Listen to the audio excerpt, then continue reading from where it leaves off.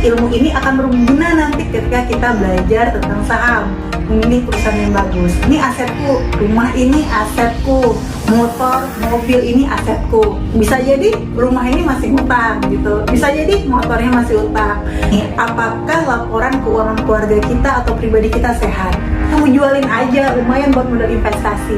Kita dikasih nafas oleh Allah, kita dikasih rezeki, pastikan ini utang yang perlu kita bayarkan. Assalamualaikum warahmatullahi wabarakatuh. Hai teman-teman JSS, Jajan Saham Syariah. Ketemu lagi nih kita di video kali ini.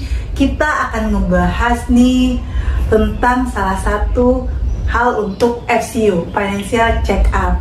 Nah, buat yang belum tahu apa sih financial check up itu, ya dia mirip medical check up yang biasa kita lakukan rutin kalau periksa kesehatan buat ngecekin nih kita sehat atau enggak.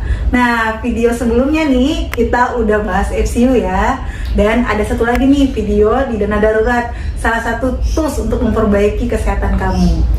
Di video kali ini kita akan ngukur tentang gimana sih harta kekayaan kita gitu. Jadi FCU-nya ini adalah bagaimana bentuk harta kekayaanku. Oke? Nah, hari ini kita lihat nih di sebelah ada contoh laporan keuangan. Nah, jangan takut ya. Ini nih kita belajar basic dulu nih.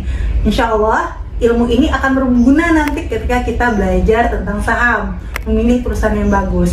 Tapi kali ini kita akan gunakan nih untuk pribadi kita atau keluarga kita. Dicek ya, ada yang namanya aset. Ya, orang sering menyebut lah, ini asetku, rumah ini asetku, misalkan motor, mobil ini asetku. Ya pasti tahu dong ya definisi aset ya, sesuatu yang bisa kita dapatkan dari duit gaji kita, atau mungkin dikasih orang, atau mungkin utang, kemudian bisa kita pergunakan, kita manfaatkan. Simpelnya sih gitu. Nah, di sebelah sana, tabelan di sebelah sana, kalau kata orang akuntansi di kreditnya gitu ya, ada yang namanya utang gitu. Nah, utang apa? Ya bisa jadi rumah ini masih utang gitu, bisa jadi motornya masih utang. Jadi utang adalah segala kewajiban yang harus kita keluarkan gitu. Jadi kalau ada kewajiban ya namanya utang. Nah, terakhir ada yang namanya ekuitas. Nah, ekuitas itu yang sebenarnya kalau kita sebut harta kita benar-benar harta bersih. Jadi kalau kata orang harta bersih itu apa sih? Semua aset kamu ya kan, yang kamu bilang rumah, mobil, laptop, HP, dikurangin dengan utang-utang kamu, baru tuh itu benaran harta kamu. Jangan bilang ya kalau ekuitas aku itu, hartaku itu, harta bersih aku tuh adalah rumah tapi nyicil. Nah, rumus ini adalah rumus dasar nih sebenarnya.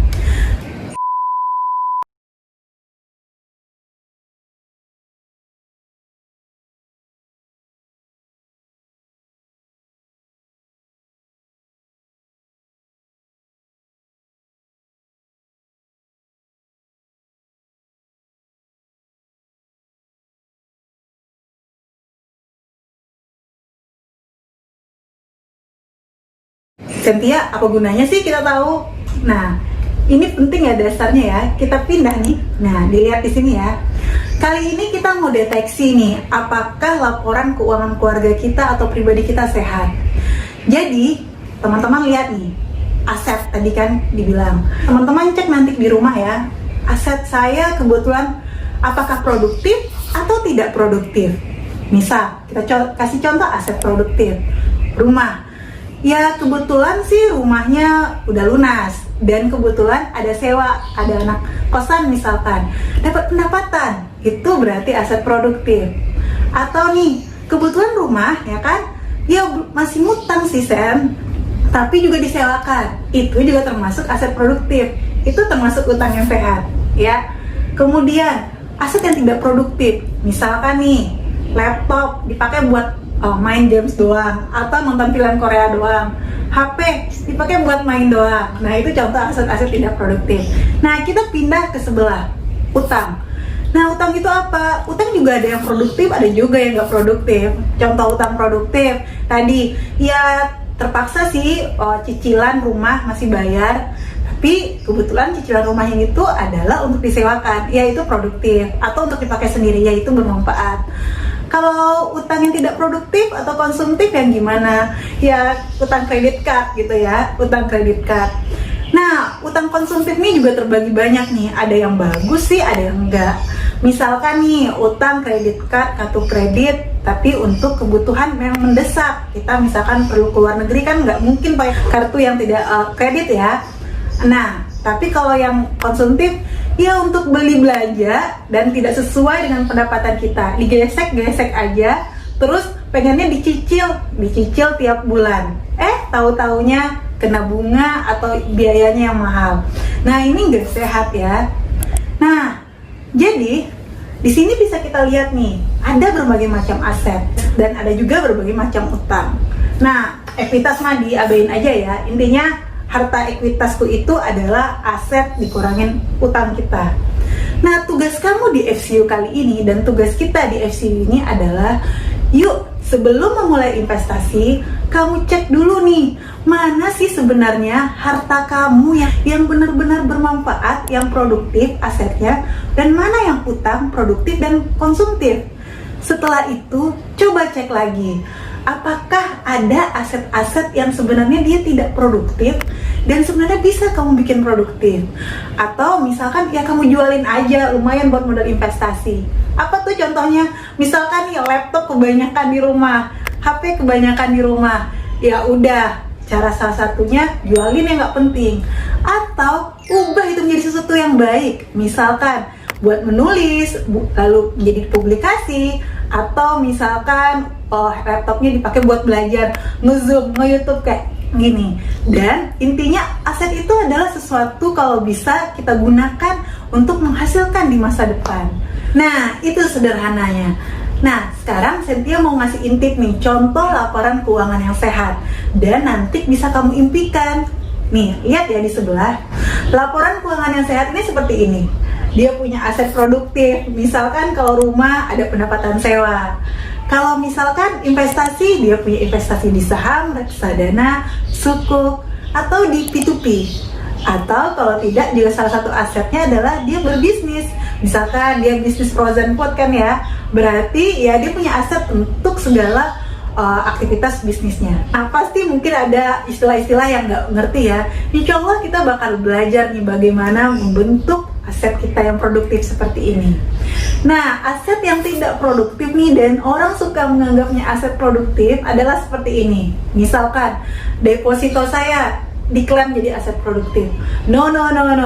Itu bukan aset produktif. Itu aset yang melindungi kita dari resiko, misalkan krisis nih seperti sekarang. Jadi deposito, emas, dolar, atau juga misalkan manfaat dari asuransi kesehatan kita, itu adalah semua aset yang hanya melindungi kita di saat krisis, termasuk dana darurat yang kita pelajari di video sebelumnya.